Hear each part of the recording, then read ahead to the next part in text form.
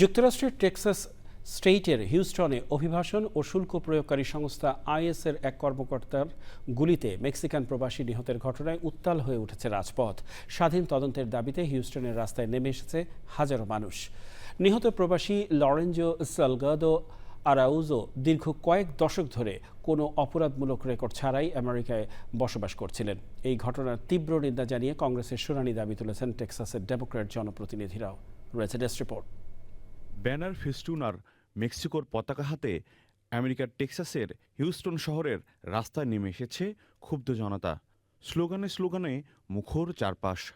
অভিবাসন সংস্থা আইসের কর্মকর্তাদের অতর্কিত এবং ছদ্মবেশী অভিযানের সময় গুলিতে লোরেঞ্জো সালগাদো আরাউজো নামের এক নির্মাণ শ্রমিকের মৃত্যুর পর হিউস্টন জুড়ে এখন তীব্র ক্ষোভ ও বিচারহীনতার সুর। শোকসভায় নিহতর পরিবারের পক্ষ থেকে স্বাধীন এবং নিরপেক্ষ তদন্ত সহ 3টি দাবি তুলে ধরা হয়েছে বলে জানান লুলাক হিস্টোরিক কাউন্সিল 60 এর কোষাধ্যক্ষ কঞ্চিতা রেইস।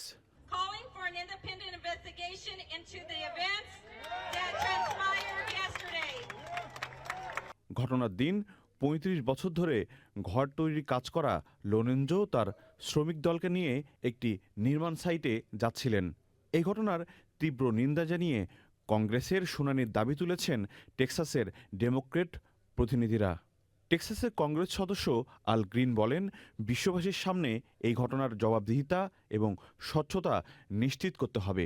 কে কোথায় থেকে এসেছেন বা চেহারা কেমন তার উপর ভিত্তি করে এই দেশে কেউ অবৈধ হতে পারে না।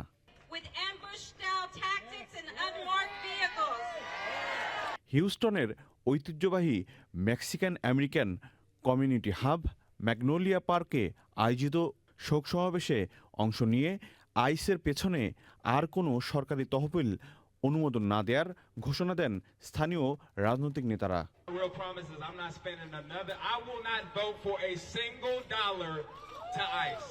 মাউন্টেড পুলিশ বা ঘোড়সওয়ার পুলিশের কঠোর পাহারার মাঝেই বিক্ষোভকারীরা হিউস্টন থেকে আইস হটাও এবং পুরো ব্যবস্থাপনায় অপরাধী বলে স্লোগান দেয়। দীর্ঘ কয়েক দশক ধরে আমেরিকায় শান্তিতে বসবাস করা এবং নিজের সন্তানদের কলেজে পাঠানোর জন্য কঠোর পরিশ্রম করা একজন সাধারণ প্রবাসীর এমন নির্মম মৃত্যু ট্রাম্প প্রশাসনের কঠোর অভিবাসন নীতির বিরুদ্ধে স্থানীয় সাধারণ জনগণ এবং অধিকার কর্মীদের ক্ষোভ আরও বাড়িয়ে দিয়েছে। নাজিব বেগ, চ্যানেল আই।